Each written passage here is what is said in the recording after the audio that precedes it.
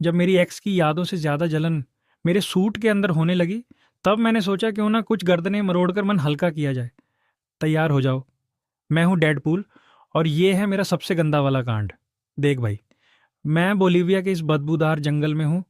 यहाँ इतनी नमी है कि मेरे सूट के अंदर के नन्हे मुन्नों का दम घुट रहा है। मैं यहाँ छुपकर गप्पे मार रहा हूँ और ये बेचारे सिपाही डर के मारे अपनी पेंट गीली कर रहे हैं। बेचारा सैनिक थर थर कांपते हुए, साहब, मुझे लगता है ये झादियों में कोई बुदबुदा रहा है। शायद वो खुद से ही बातें कर रहा है।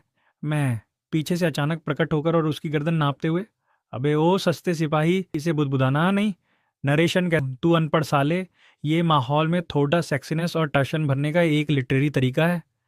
मैं एक और की रियर की हड्डी चटकाते हुए, ताकि जो लोग मुझे देख रहे हैं उन्हें थोड़ी जानकारी मिल सके कि मैं यहाँ क्या गुल खिला रहा हूँ। और जब मैं तुम्हारी गर्दन मरोड़ता हूँ तो जो कड़क वाली आवाज़ आती है ना, वो किसी सैंडविच के क्रंच से भी ज़्यादा सेक्सी लगती है। डेडपूल हैरान होकर, कसम से मेरी पीठ पर यह जो लोहे का लट्ठा लटका है वो ऐन मौके पर काम नहीं कर रहा, बिल्कुल मेरी किस्मत की तरह। डेडपूल चिढ़ते हुए, और ये मेरा घटिया टेलीपोर्टर ये भी फुस हो गया, जैसे किसी ने बीच मजे में प्लग खींच दिया हो।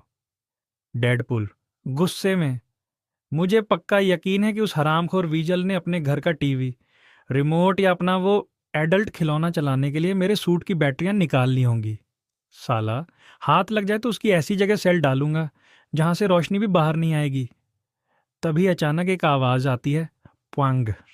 अबे, ये आवाज तो वैसी ही है जैसी मेरी एक्स की सैंडल की थी जब उसने मुझे लात मारी थी। सामने एक पीला कद्दू जैसा लोहे का लंड, मेरा मतलब रोबोट, खड़ा है। डेडपूल, ओए लोहे के कबाड़, तूने ये जो टाइटेनियम की चड्डी पहनी है, क्या इसके अंदर खुजली नहीं होती? चल, पॉप क्विज खेलते हैं। मैं हूँ कीनू रीव्स और तू है वो बस जिसे मैं उड़ाने वाला हूँ।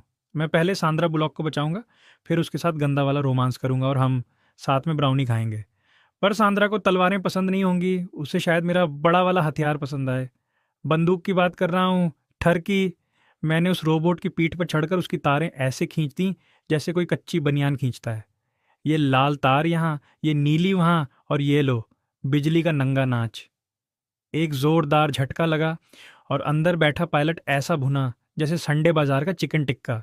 क्रांति, कत्लेआम और नकली माल। मैं उन मूंछ वाले क्रांतिकारियों के पास गया।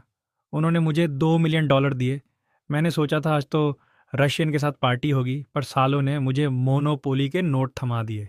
डेडपुल, अबे ओ सस्ते चंगू मंगू, इन कागजों से तो मैं अपनी गांडर भी साफ ना करूं।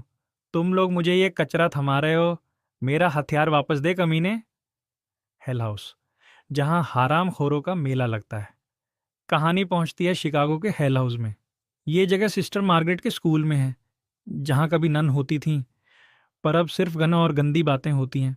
वहां वो बुढ़ा पैच बैठा है, जिसकी शक्ल देख के ही लगता है कि इसने अपनी जवानी में बहुत कांड किए हैं। पैच, ओए लौंडे, वापस आ गया?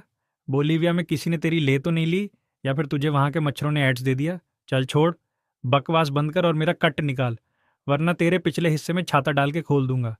तो बस आज का नंगा नाच यहीं खत्म। अगर मजा आया और तुम चाहते हो कि मैं ऐसी ही बातें करता रहूं थरकियों